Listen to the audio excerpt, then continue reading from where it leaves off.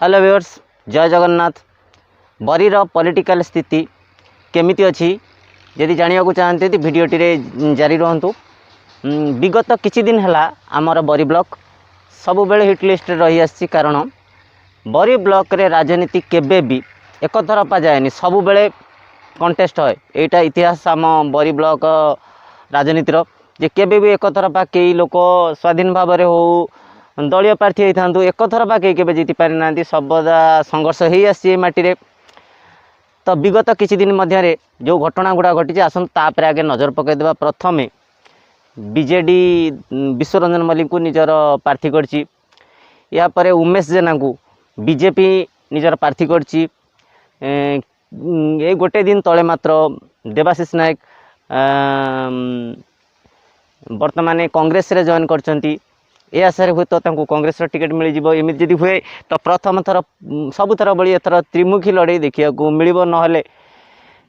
जदि अलग रिपोर्ट मु कहे जोटा कि एठिकार कर्मी मत बा एठिकार पॉलिटिकल लोकंकर मत जदि मु कहे ताले लोकंकर मत ये भिन्न प्रकार। ए वर्ष एथरकर इलेक्शन गोटे भिन्न प्रकार इलेक्शन हम। लोकंकर मत बीजेडी कर्मी मत जदि मु हिसाब करे तो ये अधिकांश कर्मी कहते एथर जितवा तो तय, किंतु डिफरेन्स हिसाब करते डिफरेन्स रहिबो 30,000 पाखापाखि डिफरेन्स रे व्यवधान ने परास्त करेंगे विश्वरंजन। अन्य जहाँ कहते सेटा को 100% मानि हम ना। केबे भी राजनीतिकर कौन सी कथा को मो 100% बोली कहेनी मानेनी मध्य।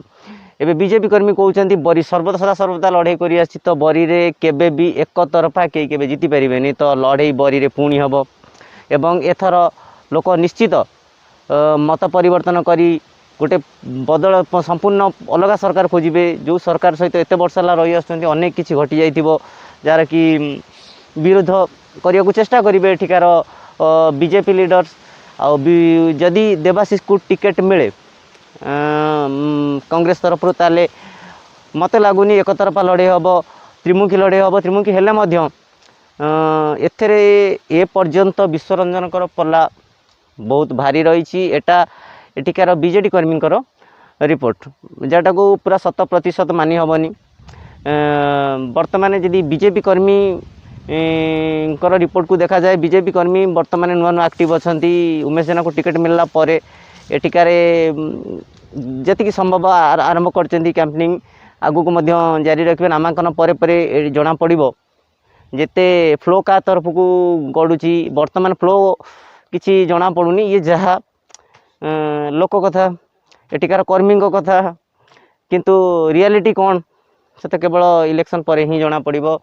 किंतु जदि एठिकार एबेकार राजनीतिक मत कह जाए तो लोकों को जदि पचारि बुझे बा सर्वे रिपोर्ट देखंतु बा न्यूज चैनल रिपोर्ट देखंतु, एबे तो बरीर वीडियो प्रति दिन सकाळ खोजिले 2-4टा अपडेट हो जाउची। कारण बरी से हाइलाइटेड एरिया एठिकार पॉलिटिक्स को कई केबे बुझी पारंती नहीं। विगत दिन जब इतिहास को देखा जाए विश्वरंजन एठिकार विनर प्रार्थी नुहंती, परास्त होती। किंतु जदि ए थर इलेक्शन कथा कह जाए तो संपूर्ण ओलटा रिपोर्ट केते डिफरेन्स रे जीतिबे से हिसाब रो कराउची। जेतेबेले प्रथम थर विश्वरंजन राजनीति पाद देते सेतेबेले भी फ्लो एमती थला, मते लागु नथला विश्वरंजन को केई एठी परास्त करि परिबो। किंतु राजनीतिक कथा बेले बेले तो ओलटा पालटा हो कि बुझी होनी बेले बेले राजनीति कौन हुए। तबे से जा हो निश्चित बरी रे लड़ाई हो, बरी लड़ुआ माटी जदि लड़ाई है तो लड़ाई देखा मिल। राजनीतिक लड़ाई बहुत स्ट्रंग लड़ाई देखा मिल एटी बोली फाइट बोली एठिका लोक निश्चित चाहिए किसी गोटे फाइट बा एठिका लोक सेमती कौन हम आज्ञा कहीत हेनी। तथापि एक्सपेक्ट करी हे मोर बरी भाई भौणी मैंने, हे मोर बरी भोटर मैंने मत दबा पूर्वर 10 थर चिंता करी नब। मतटा बहुत किसी जिनस फरक पकाए, निजपाई नुहे आम गाँ पाई आम ब्लॉक पाई समस्त कथा चिंता करी एथर भोटिंग करेंगे।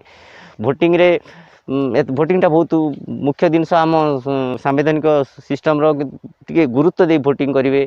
जानी कौन कह का फ्लो रे का कथार भाभी चिंती भगवान आमको जेतिकी बुद्धि देइचंती सेतिकी रे हो आमे भाबी चिंती जदी भोटिंग करिबा निश्चित गोटे सफल सरकार गढ़िबा आउ मु एक्सपेक्ट करी मैं मोर भोटर भाई भौणी मैंने जी भी नुआ भोटर हो जी कि आगु भोटिंग कर सारी से भावी चिंती आज्ञा भोटिंग करूँ ये भोटिंग प्रभाव सीधा सड़क आम पंचायत आम ब्लॉक उपर पड़ुची जनक ये जिनस नुहे यहाँ समस्त जिनस तो भल भोटिंग आमर हो निरपेक्ष भोटिंग हो सबू भोटर जॉइन करते एथर 2024 इलेक्शन रे।